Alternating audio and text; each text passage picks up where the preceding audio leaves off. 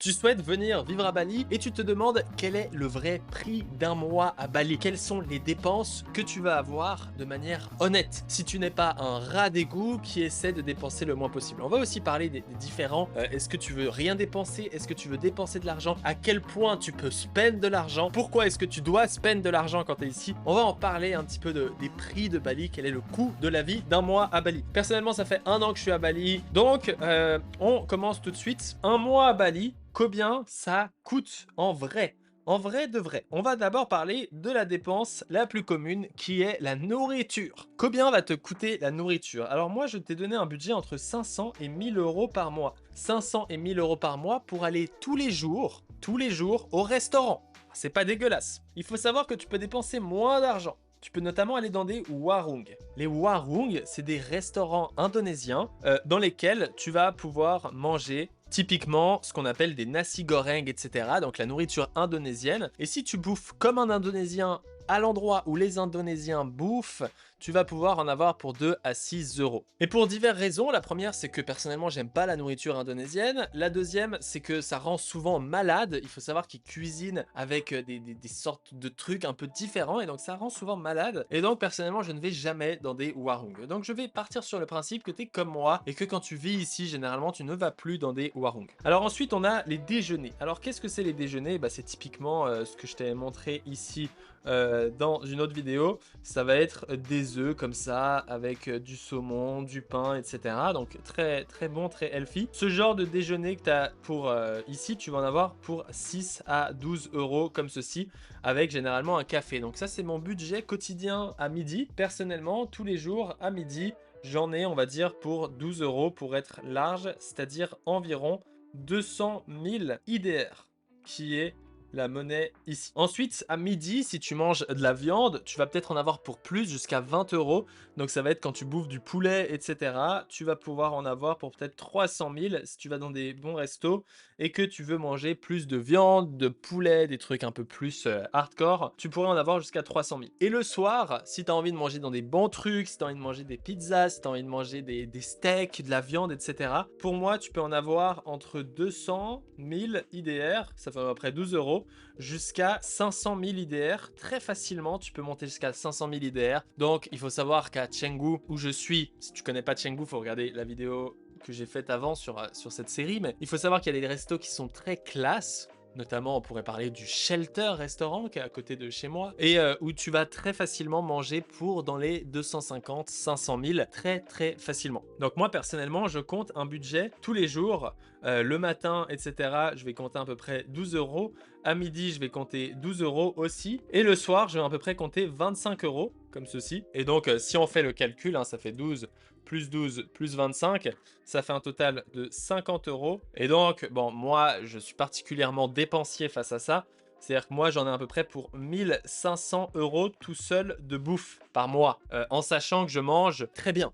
C'est-à-dire que je vais tous les soirs dans des bons restaurants, j'achète beaucoup de quantité, je vais prendre plusieurs entrées, je vais prendre plusieurs plats, etc. C'est pour ça que je vais facilement en avoir pour beaucoup. Mais par exemple, hier, j'ai dépensé 70 euros, j'ai invité quelqu'un au restaurant. Tu vois que ça m'a coûté juste le soir 70 euros. Donc, je tiens à faire un warning comme quoi ici, la bouffe, c'est pas forcément pas cher. C'est pas cher si tu fais très attention à tes dépenses et que tu décides de manger tous les jours au warung ou que tu manges peu de viande. Dès que tu veux manger de la viande, moi je suis un vrai viandard, je bouffe de la viande tous les soirs, je vais choisir des steaks, je vais choisir des trucs. Ça va rapidement te coûter jusqu'à 1000 à 1500 euros. On va dire que tu es quand même un mec pas dépensier, que tu viens à Bali pour économiser de l'argent. Et donc, je propose de partir sur le principe que tu vas dépenser 750 balles par mois de bouffe. Si tu es d'accord, c'est-à-dire si tu te limites un petit peu, que tu manges warung quelques fois dans la semaine, donc ici j'ai peut-être un peu abusé sur les montants, hein, mais donc 750 euros par mois en moyenne on va dire. Si tu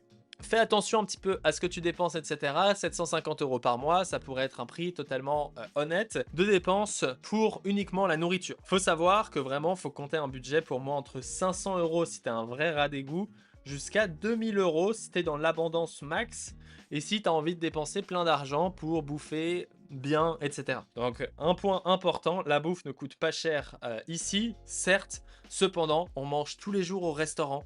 Et si tu manges tous les jours au restaurant, dans des restaurants qui sont pas dégueulasses, oui, tu vas en avoir pour facilement 750, 1000, 1500 euros par mois. Voilà, tout dépend de ton budget, mais tu peux facilement dépenser de l'argent ici à Chengdu. Après, faut pas oublier que quand tu payes 1500, tu as une très très bonne qualité de nourriture, tu as une très bonne qualité de service, tu peux inviter des gens, etc.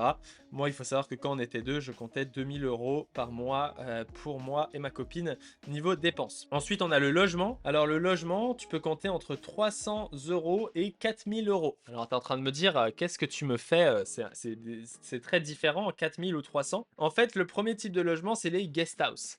Les guest house, hein, ça se trouve facilement sur Google Maps. Si ici on cherche comme ceci guest house, tu vas voir qu'il y en a un peu partout à Chengdu. On va voir beaucoup de points qui vont apparaître. Et les guest house, et ben en fait c'est typiquement ce genre de logement. Tu vois qu'ici on se retrouve avec un logement où il y a plein de chambres. Et toi tu vas pouvoir venir dans ta petite chambre. Et en clair une guest house, ça va être vraiment un lit avec peut-être un balcon si tu es chanceux et que tu payes un peu plus. Un petit balcon comme ceci. Et ce qui est intéressant, c'est que généralement tu as une sorte de cuisine partagée et une piscine.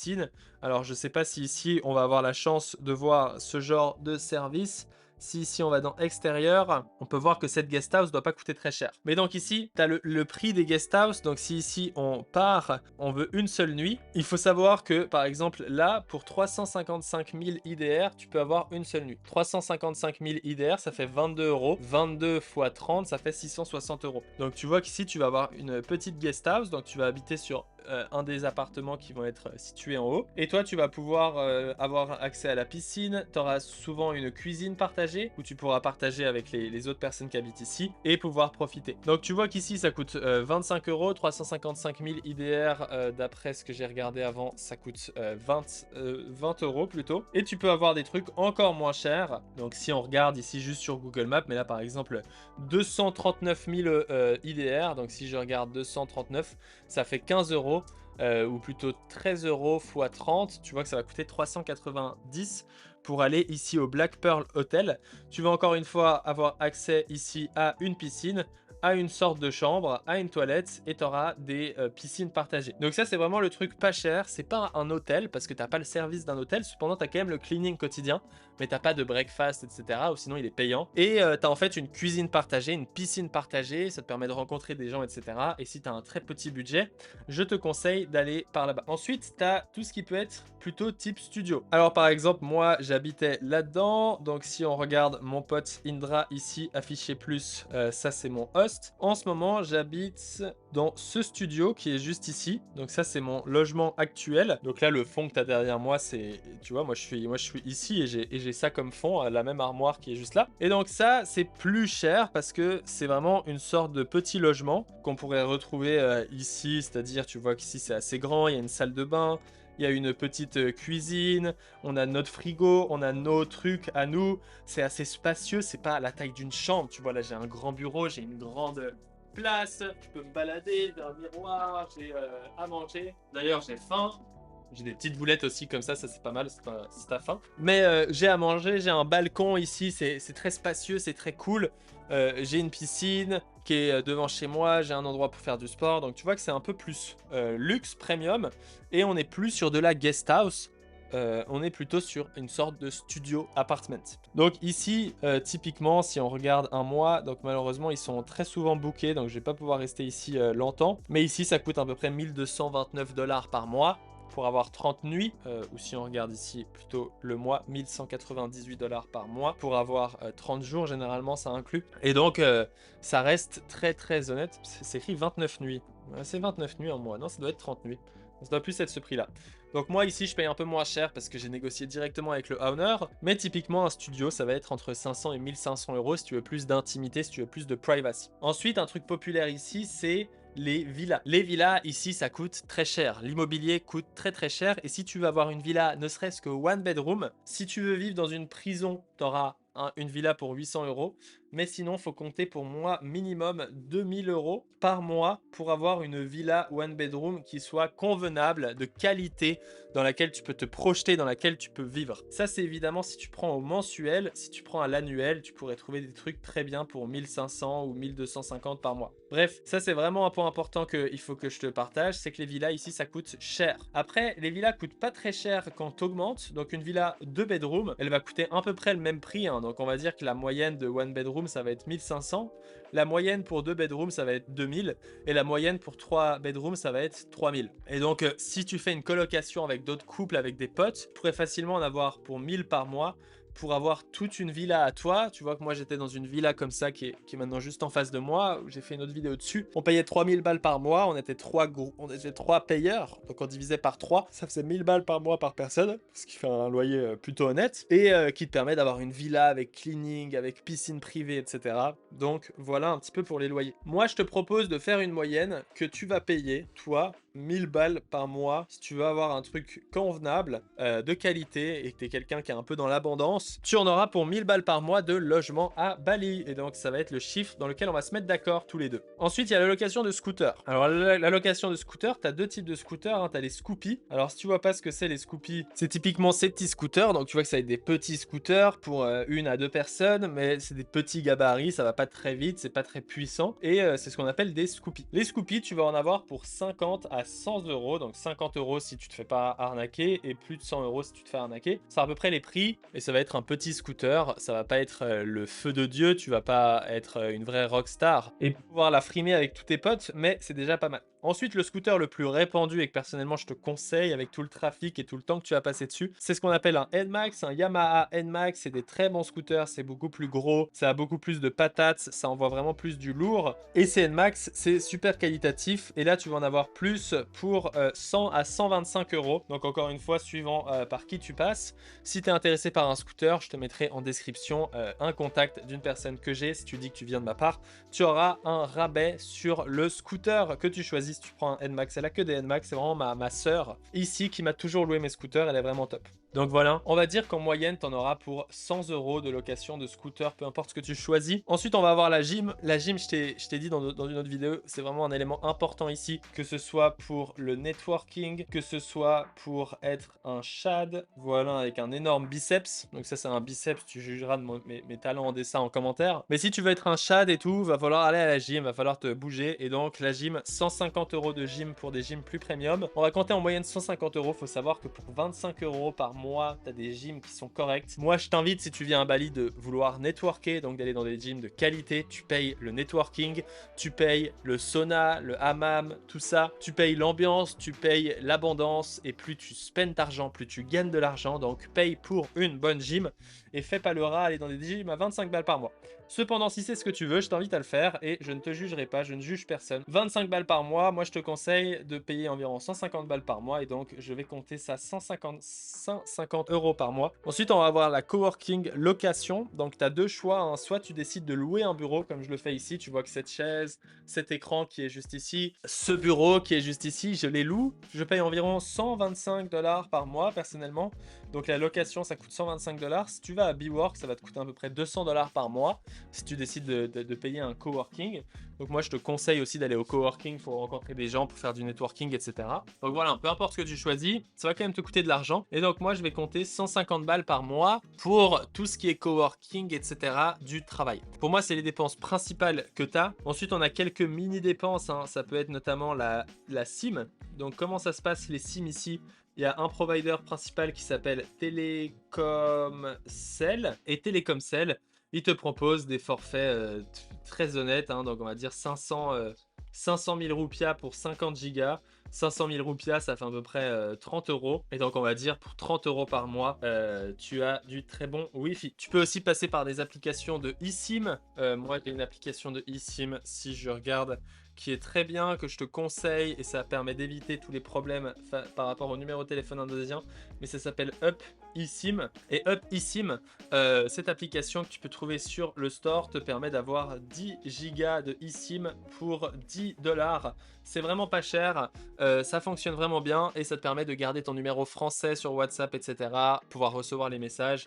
Voilà, sauf si tu as 2 iPhones comme moi, ça risque d'être très pratique d'avoir ce genre de choses. Donc, comme ça, on est clair sur ce point-là. Et on aurait quoi comme autre dépense?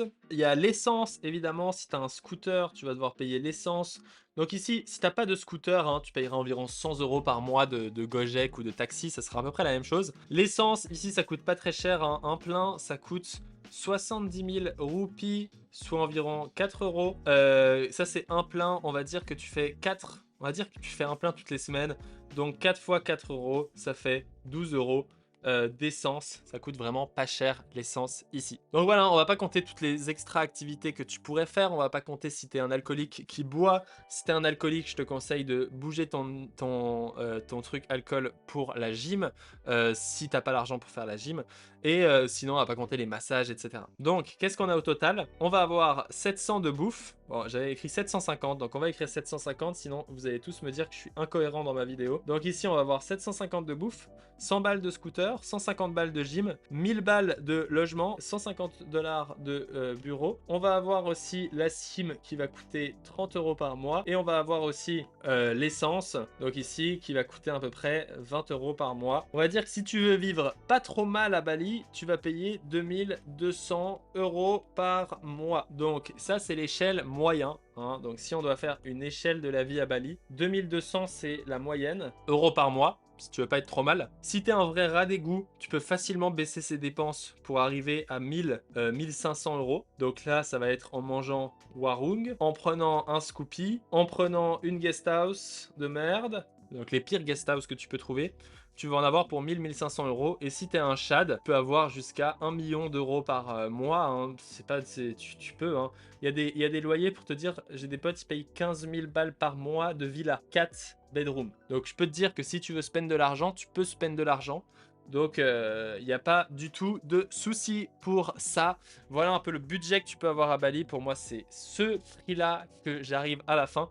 Faut savoir que plus le temps passe, en ce moment on est en 2024, faut savoir que tous les ans tu peux augmenter peut-être de 10% ces valeurs-là. L'immobilier augmente, les prix des restaurants augmentent aussi, les taxes vont augmenter, etc. Donc chaque année tu peux rajouter, on va dire 5 à 10% sur ce prix afin de te faire une visualisation plutôt globale de ce que tu pourrais payer en allant à Bali. Voilà pour le prix pour vivre un mois à Bali. Si tu as kiffé cette vidéo, abonne-toi, like et regarde la prochaine vidéo qui va être tous les services et tous les détails un peu tricky que tu as à Bali, que ce soit les SIM cards, les petites règles comme ça. On parle de tout ça dans la prochaine vidéo, c'est essentiel pour vraiment pouvoir rejoindre Bali en toute sécurité.